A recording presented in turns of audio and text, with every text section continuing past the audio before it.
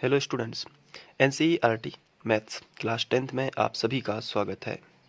आज हम अध्याय 15 यानी कि प्रायिकता शुरू कर रहे हैं और प्रायिकता शुरू करने से पहले हम लोग कुछ महत्वपूर्ण बातें यहाँ पे जानेंगे और ये महत्वपूर्ण बातें इसलिए हैं क्योंकि इन्हीं के आधार पर हम प्रश्नों को सॉल्व करेंगे। तो कुछ शब्द होंगे जिनका हमें मीनिंग भी पता यहाँ पे चल जाएगा और जब हम सॉल्यूशन करेंगे तो आप इसे अच्छे से समझ पाएंगे। प्रायिकता यानी कि प्रोबेबिलिटी, और इसके अंतर्गत एक महत्वपूर्ण टर्म आती है जिसका नाम है प्रतिदर्श समष्टि। तो आखिर ये प्रतिदर्श समष्टि कहलाती क्या है? इसे सैंपल स्पेस भी बोलते हैं। तो यादृच्छिक, यादृच्छिक का मतलब होता है बिना देखे या कोई भी, ठीक है, या बिना देखे या कोई भी प्रयोग के समस्त परिणामों के समुच्चय को प्रतिदर्श समष्टि कहते हैं। तो इसके लिए क्या है कि जैसे अब इसको हम उदाहरण से अच्छे से समझ पाएंगे। जैसे आपने कोई सिक्का उछाला, अब आप क्या करेंगे, प्रायिकता का मीनिंग पहले समझेंगे कि प्रायिकता क्या है। प्रायिकता का मतलब होता है संभावना। प्रायिकता का मतलब क्या होता है? संभावना। जैसे आज बारिश हो भी सकती है और नहीं भी हो सकती है, तो हम केवल बता सकते हैं कि संभावना है, हो भी सकती है और नहीं भी हो सकती। जैसे धूप है, आज धूप निकल सकती है या नहीं भी निकल सकती है। तो इस तरीके से हम जो संभावना बनाते हैं उसे हम प्रायिकता कहते हैं। जैसे कोई सिक्का है, अब सिक्के को हम उछाल रहे हैं तो उसमें हेड भी आ सकता है और टेल भी आ सकता है, तो दोनों संभावनाएं हैं। तो प्रायिकता क्या है कि प्रायिकता संभावना कहलाती है। हम कोई भी घटना पर अपनी राय व्यक्त करते हैं, हम उसकी प्रायिकता बताते हैं कि ये भी हो सकता है और ये भी हो सकता है।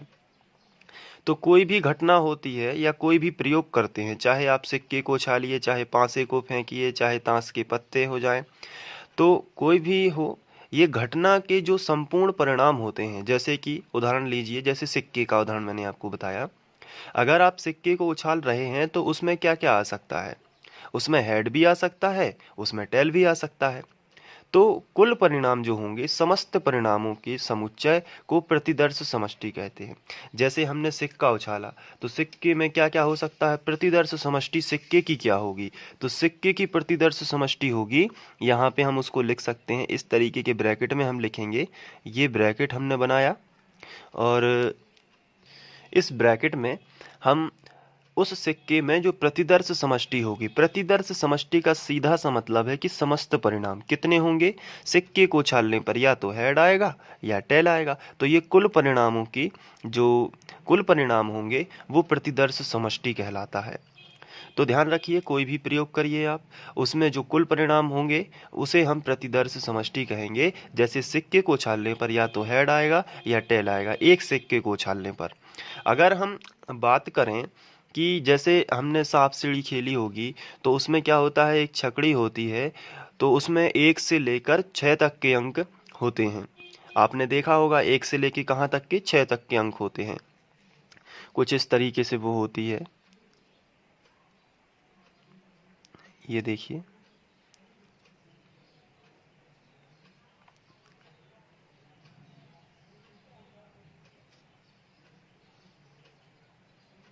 तो यहाँ पे 1 होता है, यहाँ पे 2 डॉट बने होते हैं। इस टाइप से कहीं भी ऐसे 3 बने होते हैं, इस तरफ 4 बना देते हैं, इस तरफ 5 और ये 6 हो जाए, तो ऐसे वो होती है।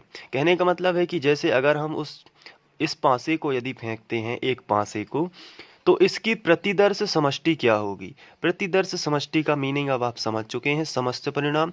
तो इसमें क्या क्या आ सकता है इसको फेंकने पर? तो 1 भी आ सकता है, 2 भी आ सकता है, 3 भी आ सकता है, 4 भी आ सकता है, 5 भी आ सकता है और 6, लेकिन 7 नहीं आ सकता। क्यों नहीं आ सकता 7? क्योंकि 7 तो इसमें है ही नहीं, इस पासे में 7 अंक है ही नहीं।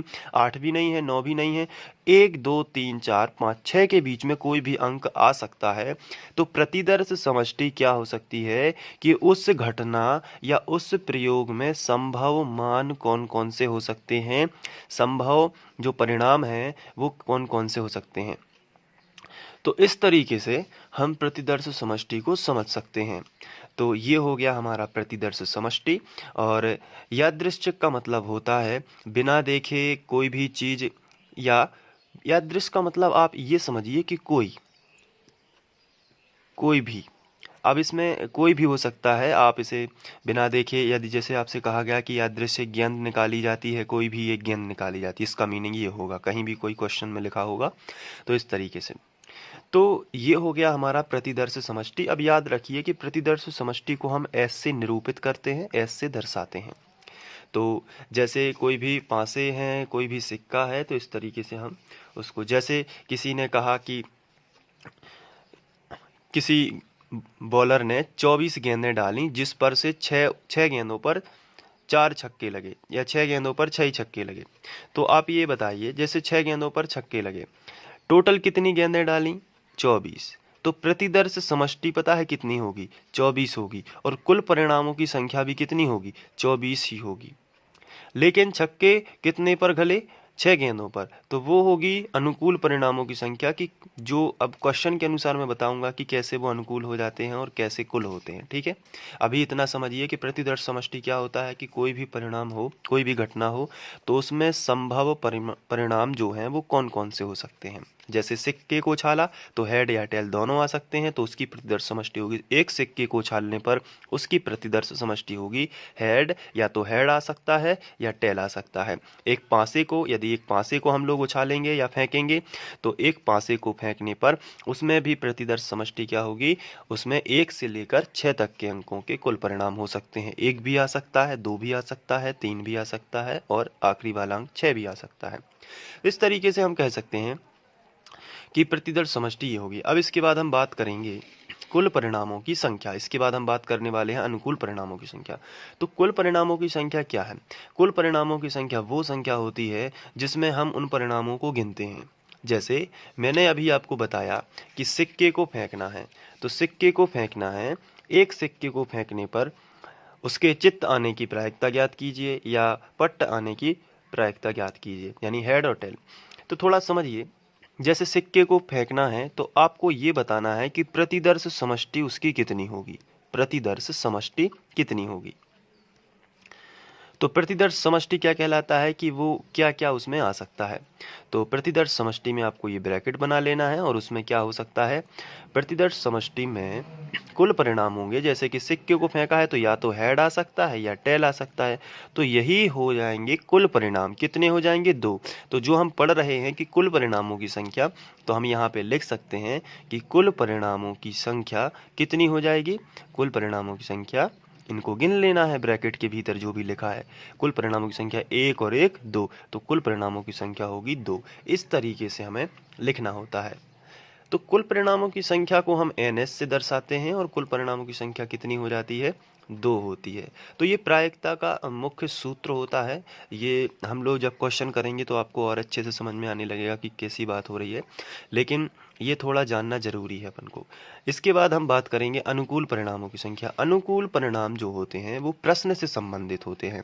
जैसे अब प्रश्न में पूछा गया होता कि कोई भी, जैसे आपसे पूछा होगा कि हेड आने की प्रायिकता क्या होगी, तो हेड आने की प्रायिकता, तो अनुकूल परिणाम, अनुकूल यानी कि हेड अनुकूल परिणाम 1 होगा। कितना होगा? 1। क्योंकि हमने देखा है कि हमें क्वेश्चन में केवल ये पूछा गया है कि हेड आने की प्रायिकता, तो हेड ये हमारा अनुकूल हो जाएगा, क्योंकि जो अनुकूल होता है वो प्रश्न से संबंधित होता है। प्रश्न में पूछा गया है कि हेड आने की, तो अनुकूल, ये एक परिणाम होगा। इसी तरीके से अगर हम कुल परिणामों की बात करें और अनुकूल की, तो जैसे हमसे पूछा गया है कि एक पासे को फेंकने पर उसकी प्रतिदर्श समष्टि क्या होगी। एक पासे को फेंकने पर, तो एक पासे को फेंकने पर उसकी प्रतिदर्श समष्टि होगी 1 से लेकर 6 तक के अंक, 1 2 3 4 5 6। तो अब यदि आपसे पूछा जाए कुल परिणामों की संख्या, तो वो हो जाएगी 6, क्योंकि 6 अंक है यहाँ पर, तो 6 हो जाएंगे। परिणाम कितने हो सकते हैं? 6 हो सकते हैं। अनुकूल हमारा क्वेश्चन से रिलेटेड होगा, तो हम लोग जब क्वेश्चन करेंगे तो और अच्छे से क्लियर हो जाएगा। तो ये कुछ बातें थी प्रतिदर्श समष्टि, कुल परिणामों की संख्या और अनुकूल परिणामों की संख्या। इसके साथ साथ एक और बात समझ लीजिए, प्रायिकता जो होती है उसमें किसी घटना के घटित होने की प्रायिकता और ना घटित होने की प्रायिकता सदैव एक होती है।